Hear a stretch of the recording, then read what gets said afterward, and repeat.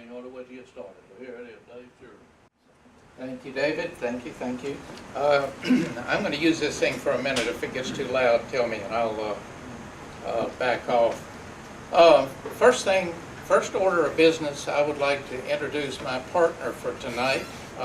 This is Joe Veras. Raise your hand, Joe, or stand up and let him stand up. Joe, by profession, is a commercial photographer and has spent most of his career taking pictures for the advertising industry. But Joe, also, you have seen some calendars that he produced for CQ magazine. This is one of many that I've got here, and one that I'm particularly proud of is this one here from 1995. Since that's my SW3 receiver on there, that's one reason I'm proud of it. But let me tell you, I still use these. This might be a 2007 calendar, but it works perfect in 2018. Same exact. I use it all the time and enjoy it. Joe also produced one calendar for just that 1 year for the ARRL in 2011. But his claim to fame is this book here, 50 Years of Amateur Radio Innovation. He took over 500 pictures to make this book, and it is fantastic. Then out with an addendum to his book 2 years later with 800 more pictures in it. So Joe has really done very, very well with his picture taking. Also, Joe has written for CQ magazine. He's written for QST magazine. So we are really and truly very honored to have my friend Joe Veras with us here tonight. I'm honored to be here because I was a ham long before I moved to Birmingham in '74, but when I moved here, Dave Cisco was a legend.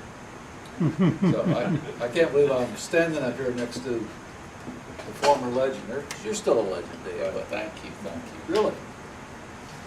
And the other reason that we're doing this program tonight, and I have to give some credit to Reggie back here, to Stephen, and to Johnny Outland, who, by the way, is on his way driving back from Alaska. I talked to him yesterday, and he was in Oregon on his way home. So anyway, the three of them have put together the national display back here, and before you leave tonight, be sure and have a good look at the national display. Now, we're going to feature a lot of what's on the display in what we do tonight, but really and truly, it's just amazing how many pieces of national equipment we have and how well they look and how valuable they are. That's the big thing. National is quite an interesting company. I have brought some show and tell stuff up here. I appreciate you be very, very careful if you pick up anything, because some of it's new in the box and I don't want anything to happen to it. But anyway, there's quite a bit of stuff up here to have a look at. Okay, National Company started basically in the early 1900s. It was actually almost a hobby for about 3 guys who were working for Stone and Webster. As you know, the U.S. was going through a monster electrification. And one thing we're going to talk about next meeting is going to be Tesla, and of course the argument between Tesla and Edison about DC versus AC. We'll get into that. But anyway, this country was electrifying in a big way. And one of the largest companies that was involved was a company called Stone and Webster, and they were building power plants everywhere. Well, 3 of the members or employees of Stone and Webster realized that there was a market for accessory items for power plants. And so they created a corporation. Actually, they incorporated, and I'll tell you why it was called National Toy Company. that they incorporated in 1914 with $1,000, and but primarily they were making items for the power industry, which was growing very fast, as I said. And one of them, Roswell Douglas, ran the company until he passed away in the late 19-teens. But he ran it as a toy company primarily. So, and interestingly enough, by June of 1916, the company had grossed $33,000, and that in today's dollars is about 15 times that number. So they had done quite well in the years that they got started. The toys were mainly being sold to Woolworth, Gimbel Brothers, and I'll show you why the Victor and Columbia Talking Company dealers were buying it. Of course, as most American companies were conscripted by the government to make things for the war effort, when World War I came along, they were making airplane parts and also making thread gauges. Okay. The history part, I bored you enough already. That's the end of the history part. This is one of the toys that they were producing. And the reason they got started making this little toy was because they were using a material called transite. And transite was made with asbestos, but it was very similar to what today we call masonite or something like that. And they used the transite to actually build some toys. This particular one here, Joe said there was a reed in there? Yeah, this is Radio Rex. He's a little bulldog. It's in his little bulldog house. And when you played a record, a phonograph record, hence the Victor connection, when a certain note sounded, a resonant reed released spring-loaded Rex to leap out of his doghouse.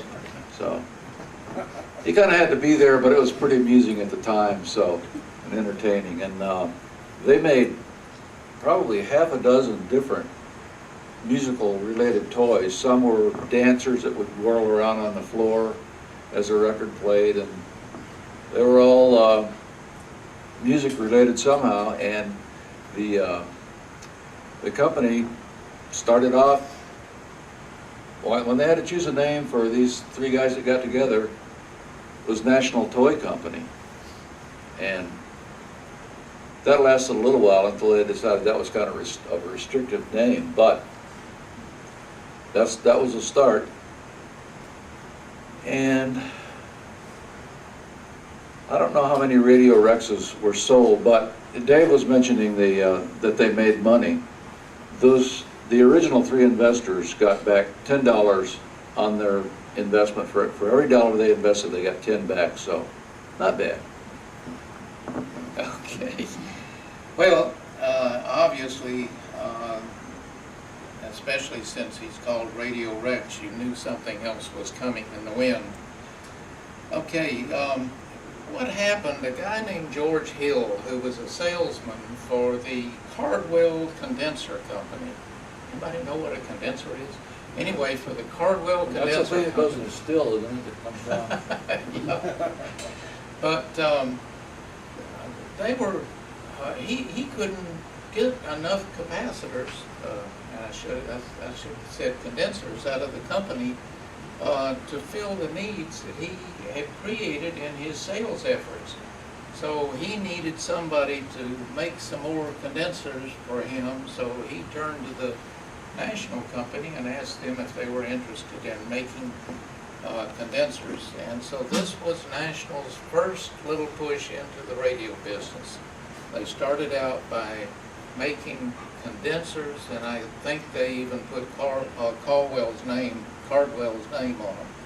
But that was the first one. And I have one of the National condensers in this picture. And by the way, that condenser is here in our show and tell stuff. I'm going to let you start this one. Okay, National hires James Mellon. When this company started drifting into the radio business, they decided they needed somebody to take over that knew something about radio.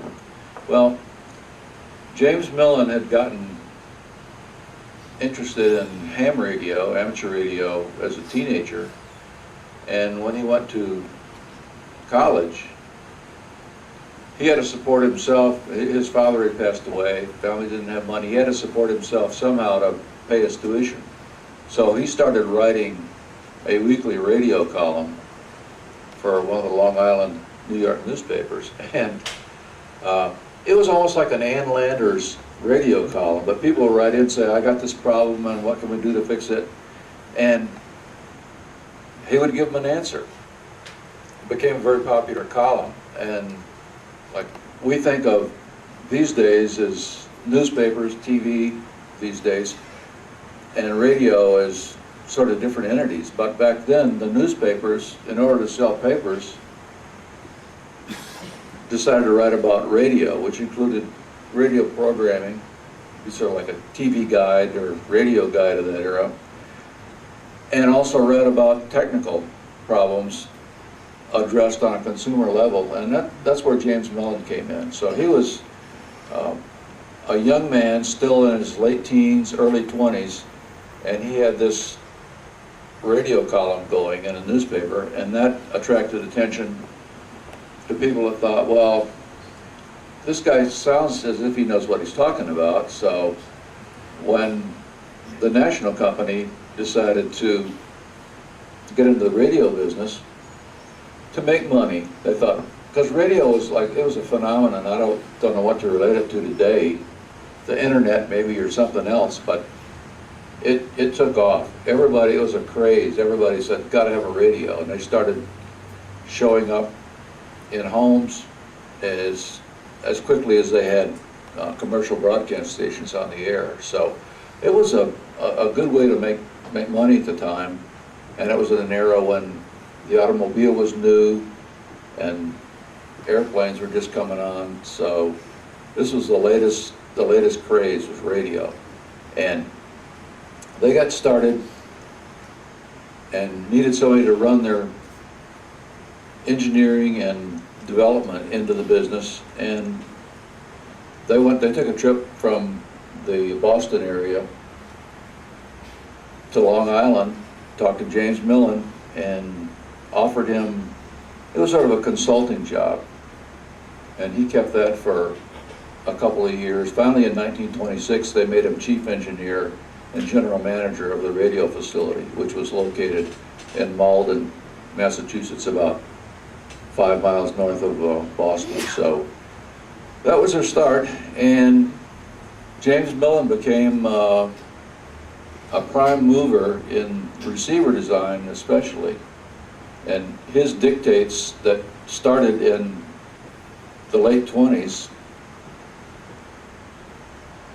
stayed with that company, and actually they stayed longer than James Mellon did. He was there for about 12 years, so he had at least a 30-year influence on the company, and he was one of the leading lights in radio all those years ago, and still widely regarded today, although managed to have some controversy attached to his name too. So tell them all the secrets, Dave. One thing I might mention, this article that he wrote was written in 1928, and this was, or became, the SW2, which was the first actual radio. It was a 2-tube, that was what the SW2 indicated. It was an RF tube and a regenerative detector, and that is actually the first product that National made that was a working radio. So I thought I'd point that out. But that article was written for Radio Broadcast Magazine, and that was one of the things that encouraged him to hire Mellon. Mellon came out, one thing let me tell you about Mellon, which is quite interesting. Mellon actually, his degree was mechanical engineering. He was not an electronics man, but he surrounded himself with some really good people that were able to help with the electronics part of it. This receiver here is believe it or not, a 4-tube receiver since it's called an SW4. They also came out with an SW5, which was a 5-tube receiver, and they came out with an SW3, which was a 3-tube receiver. I'll tell you a little more about that. This particular radio here actually had it had an RF stage, it had a regenerative detector, and then it had 2 audios. The SW5 had push-pull audio output, so it drive a speaker without any trouble. And I want to begin one thing that you'll notice about these receivers. They had plug-in coils, and just keep that in mind because that's a factor that is real important for national. This is the SW3. The reason they came out with the SW3 was because of the Depression. They needed to get a radio that was priced well enough to meet the needs of the industry, the radio industry, particularly the shortwave industry, and they needed to have the radio that would sell for the right price. Believe it or not, this radio here, which was introduced around 1930, actually sold for 15 years, and it was a popular radio. And I'm kind of proud of that. Joe took the picture, but that was my radio. And of course, this is a coil box that you could get to store your coils in. Again, plug-in coil. Do you have any comment about that? No, except that the plug-in coil receivers could be configured depending upon which coils you got to cover different frequencies. The SW3 was actually used as a backup receiver on airliners that went first from the United States to South America, Pan American or Conagra back then. And it was it was a decent receiver. I mean, it was small, economical, regenerative, but having said that, it was pretty high performance as far as being dependable, and they could use it to supplant the radios in the radio operator position in this. And may I point out, we are very proud to have an SW3 right over here on our display. So if you get a chance, after the program, go over and take a good look at the SW3. It was a very popular radio. Okay, in 1932, Mellon was able to get a contract from GE to build a receiver which was called the Aeronautical Ground Station, or Aeronautical Ground Support Station, for the aircraft industry, the CAA it was called at that time. And I don't know whether you can see it, but these are plug-in coils. These are plug-in coils. These are plug-in coils. These are plug-in coils. And the reason they had all of those was because this was National's first superhet receiver. And it took several coils. I think it took 3 coils to change bands.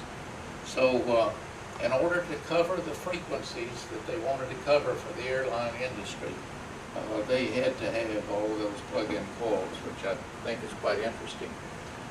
So National now, in 1932, was in the superhet business with this radio here that was built on a government contract.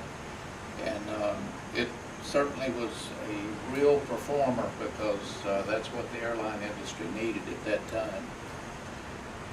National took the circuitry and the information that they learned in building the AGS receiver and built the FB7 receiver.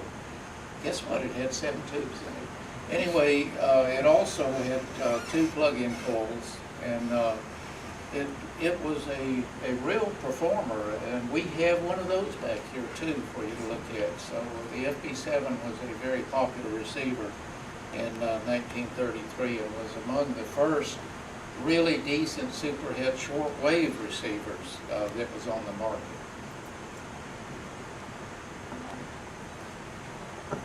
The HRO, one of Jim Mellon's big desires was to build the ultimate receiver.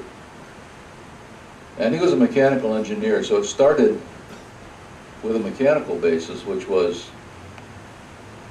the dial that you see it's called a PW dial. Just so happen to have one right here. And when it turns, there's little windows in the dial, little slots, and the numbers change in those. So it can have calibration from 0 to 500. And turning all that way, if you calculated out the circumference of the dial, by the time you got from one end of the band to the other, the band spread was 12 feet. And I remember having radios as a novice when these were early 50s or late, our pre-war radios, or early 50s. And a band might be about 1/4 of an inch on there instead of 12 feet, so that made tuning a lot tougher. So the HRO not only tuned very fine tuning, but it was repeatable. And it didn't have a direct frequency readout, but if you can see the two little graphs in the plug-in coil, using those graphs and the reading the dial, you could come pretty close to what the actual frequency was. So that was pretty revolutionary for the pre-synthesizer and even pre-Collins radios. It was remarkable for its day. And that plug-in coil in the front with the little handles on it, they had one of those for every band.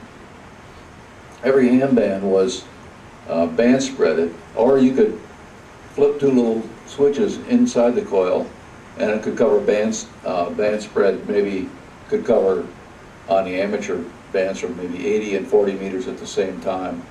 Typically it was two different bands and several megahertz, or megacycles as they called them then. And that was Jim Mellon's effort, and it didn't come out easy. It was rumored for a couple of years before he actually brought it to market, but was a remarkable receiver, and in one form or another remained in their product line, not this receiver, but subsequent models for 30 years, which is pretty good lifespan. Yeah, I might mention, we do have a coil rack back here on display showing, and again, Mellon did not like band switching, which so many of the other manufacturers came out with knobs to change bands. Mellon went with the plug-in coils for just about the entire time. This is the HRO Junior, and it was introduced because of the Depression. As you notice, they dropped the S meter, they also dropped crystal phasing and a couple other things, but basically the circuitry was about the same, and it still used the same plug-in coils and the same PW dial on the HRO Junior, but that was a really, really nice, inexpensive receiver, and a lot of the commercial people would use this one instead of the HRO Senior or basic HRO receiver. This is a picture of the Eastern Airline Communications Center in Miami in 1937. You'll notice this is an HRO. There's an HRO right behind his head, and there's three of them over here. And as you can see, they were very, very popular at that time for the airline industry. These guys are actually using shortwave frequencies and talking with the airliners in flight. Looked like it was CW. They were doing CW for sure, yep. And this is national, well, they were big for having banquets, more about which later, but this is the Army-Navy E-banquet, the company was presented with the E Award for their efforts during the war. And National grew from 200 to 2,500 employees because of the war effort. So they really took off during the war. They were told to start building HROs and quit when they were told, and they were never told to quit. Yeah, they still, the first pre-war models were actually ones that were developed during the war, so they didn't quit. And these people were there for this particular purpose, for this award. But the national employees were sort of a camaraderie that, not entirely unusual, but the people kept in touch with other employees in the company, and they kept having annual banquets, annual gets together until, well, I went to one in 2003, I think it was, so they lasted at least that long, and all the people involved remained friends and sociable for that amount of time, remembered each other. I went to a banquet in 2003. There were people there who had worked at National in the mid and late 30s, so it's a pretty remarkable company. Yeah, I might mention on that, William Reddy, who took over as president of the company in the late teens, ended up being president of National for right at 40 years, so certainly had a long time as president of the company. After the war, this was something that really caught the news, the Kontiki Expedition. Have any of you heard of Kontiki? Yeah, looks like everybody has. Kontiki was a Norwegian named Thor Heyerdahl was trying to prove that natives or people could have crossed the Pacific Ocean to the Polynesian islands and coming out of South America, primarily Peru. And he wanted to prove that those people could actually have, in the very early years, could have colonized the islands in Polynesia. And so he built a raft using balsa wood logs, which were readily available in Peru, and strapped it all together and actually sailed across the Pacific Ocean on a raft successfully. And the receiver that he chose to do what he did was the National 173, which we have one back here. The 173 was a new receiver in 1947, and it certainly was pretty much state-of-the-art. It was a very good receiver. And what you can see up here, he says 100-day salt spray test, 110 day, and that's how long it took them to cross the Pacific to about which island they landed on, for Fiji. I don't know, but the original Polynesian settlers had no radio. This is the 173, and it was quite a beautiful radio of its time. I have to admit, though, it has band switching. National also got big into the parts business. They supplied parts for even other receiver manufacturers, but especially they supplied parts to the radio market, the hams and people like that. These are just some of the dials and knobs and things that they made. And I, for one, have used probably every one of the dials up there.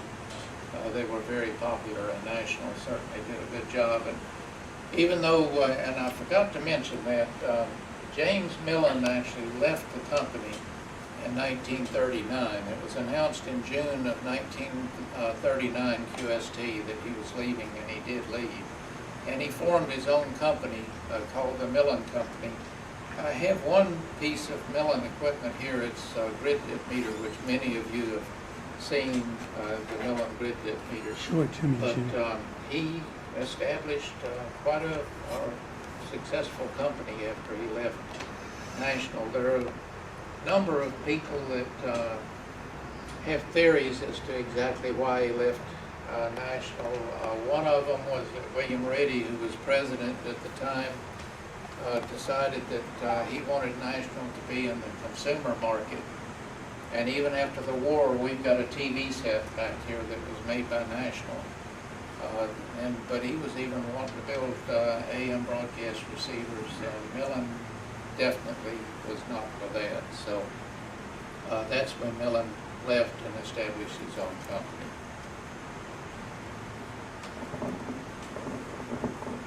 Here's a management meeting. Anyway, one of the problems that Jim Mellon had with National was, as Dave just mentioned, the company principals wanting to get into the more or less a consumer market business. Jim Mellon at one time took out a magazine ad apologizing for one of their receivers because it wasn't what a national receiver should be. That they were trying to get the price point down to where people could actually afford it. And he said, we've had to do some things for the sake of economy that are not in keeping with the best design principles and practices. So to try to sell a product and take out an advertising for it, apologizing about it, kind of strange way to do business, but that's what he did. And Dave pointed out the plug-in coils were one thing that he demanded, no band switching. With plug-in coils, the power supply, which produced heat and hum, could not be located in the receiver cabinet. And he was just adamant about that to the point where even after he went out in his own company, he stuck with that. So he had his principles and stuck to them, for better or for worse.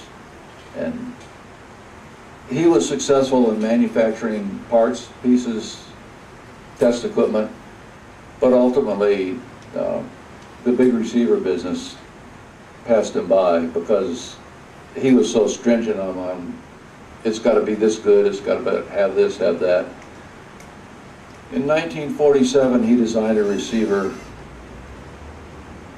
that then cost $21,000, which today would be $240,000. So not many homeowners, hams, anybody else could afford that kind of money for a radio receiver, so bye-bye. Again, I'll point out, this was a management meeting. There's quite a few people there. All this is national people. This is 1953, if you can't read the date on it, but that was national management in 1953. I mentioned Joe's book. Let me go back and point this out again. 50 Years of Amateur Radio Innovation. If you haven't seen that book, we've got it in our library. You can still buy that book from the ARRL. It is an excellent, excellent publication. I put up here 2 actual pages out of Joe's book to give you an idea of the way in which Joe would present the radios. He would put a description over here of the radios and put a letter to each one. And I want to point out, we have, let's see, we have this one, the 46, we have a 60, which is this one. This one here is the 240 that Claude Gray used to monitor broadcast station frequencies. This is a 57, which was my first receiver. This is the 173 that I mentioned that was on the Kontiki, and this is the 125, which we also have one back here, which is really was a nice receiver when it came out. I gave you dates on those. The 240 came out in 1946. The 46 came out in 1946. The 57 came out in 47. The 173, as we've already pointed out, came out in 47. The HRO 50, which is here, came out in 1950. And the HRO 60 came out in 52. The 125 came out in 1950. And we don't have an SW54 up there, but we have one back there. It came out in 51. So that just gives you an idea. National will really begin to produce some very popular receivers, and if any of you guys can look back in the early ham days, you probably had one of these. Since that's your book and your pictures, do you have any comments you want to make on it? Just a couple of observations. One is that we already talked about Jim Mellon saying no band switching in a receiver for performance reasons. Well, the NC240, that's an NC240C actually, which covers some low frequency ranges. It had that big knob is actually a band switching knob. And band switching knob on a national receiver that Mellon designed. Here's how he did it. He invented something called a coil catacomb. It was all the same coils that are in the HRO plugins that were in an aluminum box. Being a mechanical engineer, that box moved on a gear train from one side of the radio to the other, and the coils plugged themselves into the circuit. So it really had a band switch on it, but it was a plug-in coil radio. So that's the way he did things. And there are other things interesting, like the I can't even read what radio that was. That's the 57. That which you had, right? Yeah. Yeah. The S meter sitting on top of the radio, and was a separate item. The on the upper left-hand side there, it's rack mounted. It's got a speaker in the rack, and it has a space to store coils that you're not using at the moment. And that was a whole, all you needed is a big transmitter to go with it, and you're in business. So, and doing this book, I spent an afternoon here, and there's several radios that are here now or were here then that are in the book. So, thanks. I tell you what, I can't do those pictures justice. It's just amazing how good a photographer you are, Joe. I'll say that for sure. He took some beautiful pictures, and they certainly look good. Okay. Oh, well, I'll mention one thing. My 57 had it, and I've got a Selectojet here. In fact, I think it is the actual one that was with my 57. That was one of the first things that National came out with that was really great for CW. It would allow you to peak an audio signal, and it certainly worked very, very well on to get almost single signal CW back in that period of time.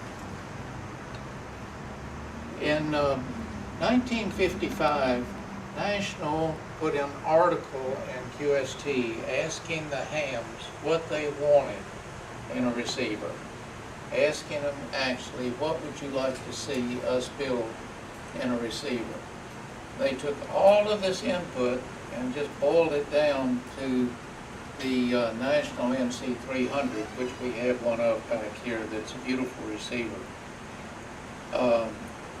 It was really state-of-the-art. It was first-class receiver, and it was one of the best receivers that was on the market at that time.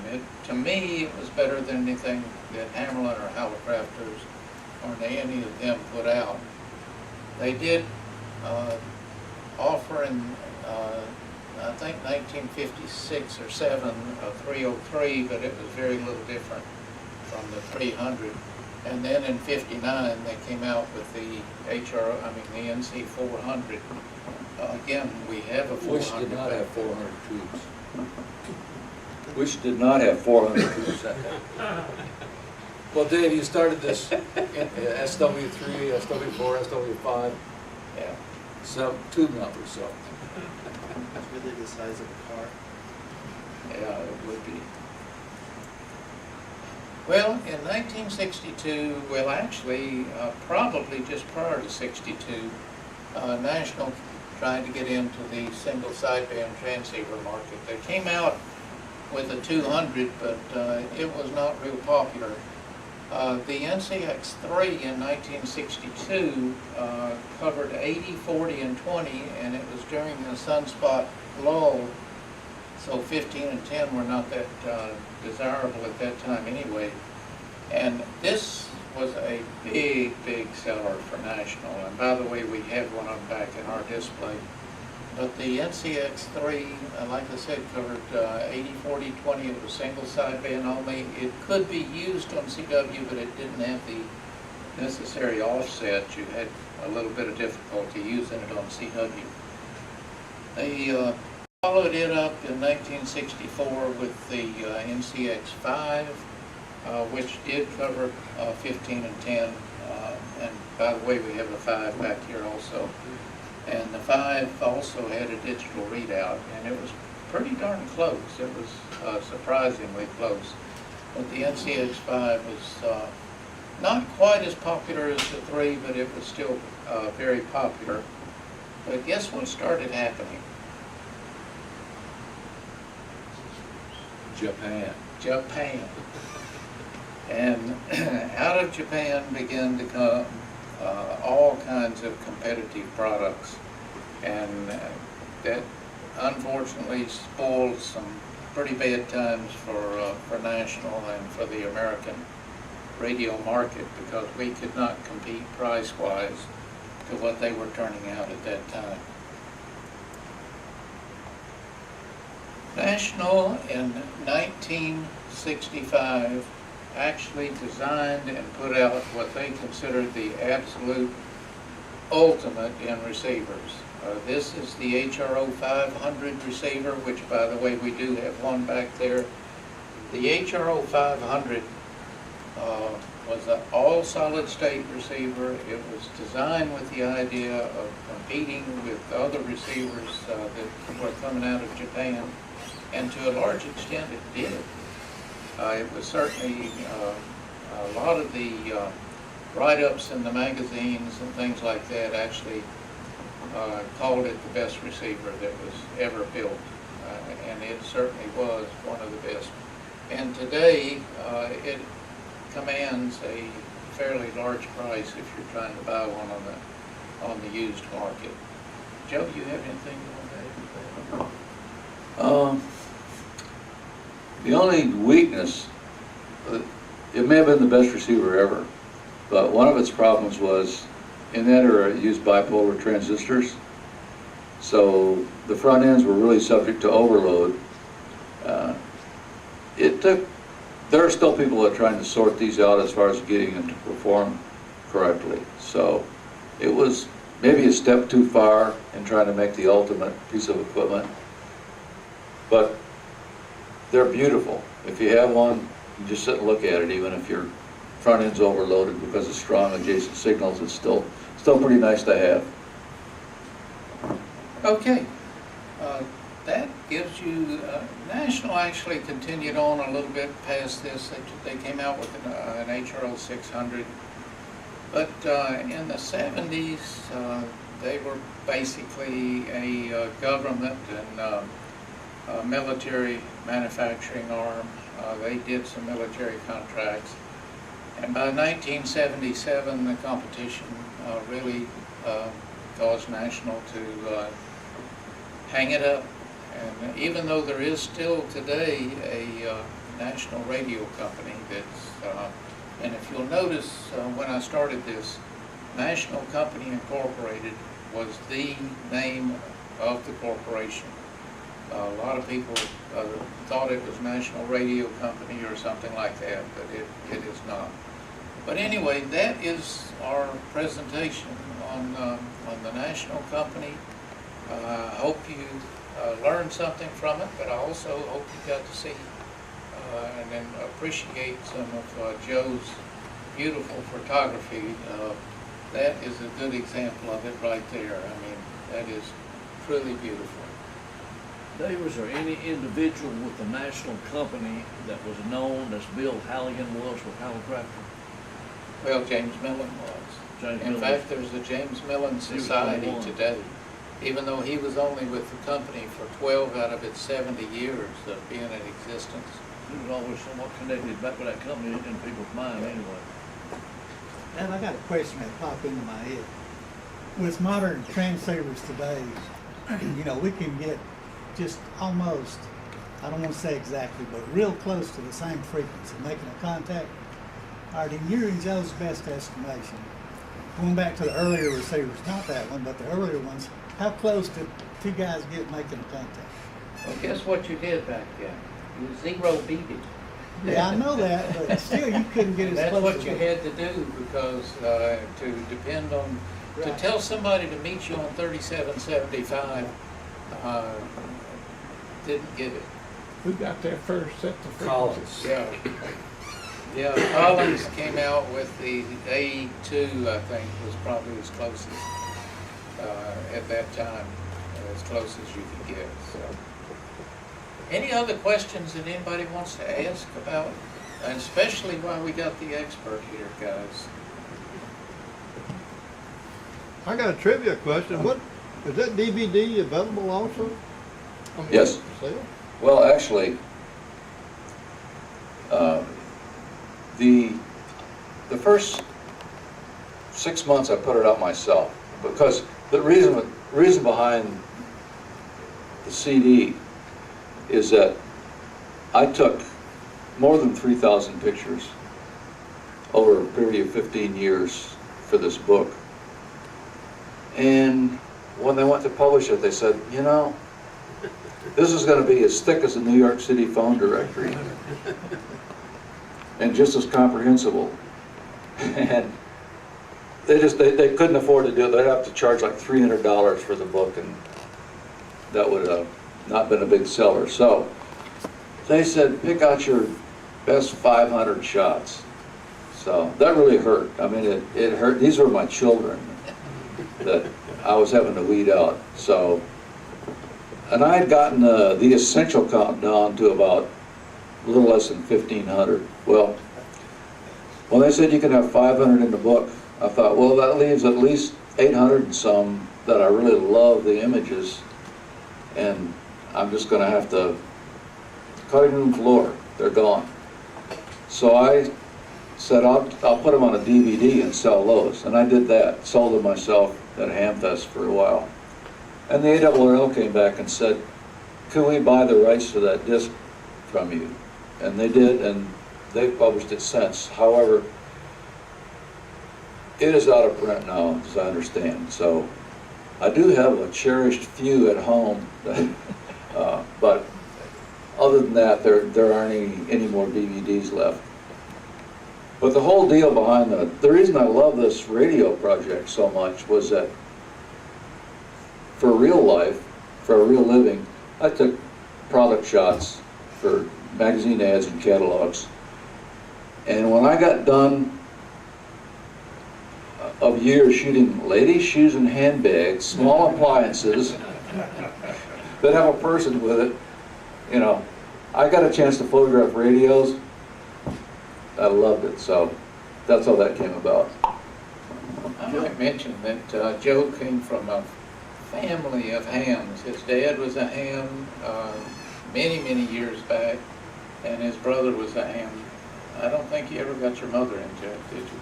No, but she went to 25 Dayton hamventions in a row. Because she said, it's so interesting to look at the people, so there you go. Okay, well, thank you very much. Any other questions that we can answer while you got the experts? Jake? Do you have a personal collection of national equipment? No. You do not. Your pictures What I have is, my collection right now is the identical radios, not the identical models, but the actual radios that I had when I was a kid, when I was 12, 13 years old.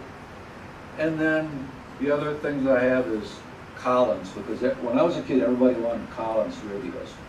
And with a snow shovel, lived in Green Bay, with a snow shovel and a lawnmower in summer, I just couldn't get any Collins equipment, so.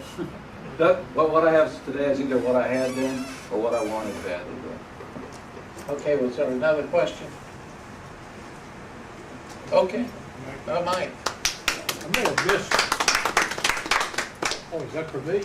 I may have missed. Why was the plug-in coil so important to him? Because he felt like that you had all kinds of losses and noise in band switching. He did not like to have the band switch, which could make noise and certainly would corrode over a period of time, as we have found back here in the shop many times. No deoxit in those days. No deoxin, yeah. Okay, well, thank you very much.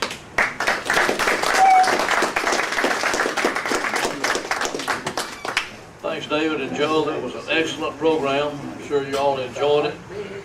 We invite all of you to come up and look at the display, and please be very careful with it. Dave, is it You get me a next month squeaky in there? you plan for the testing?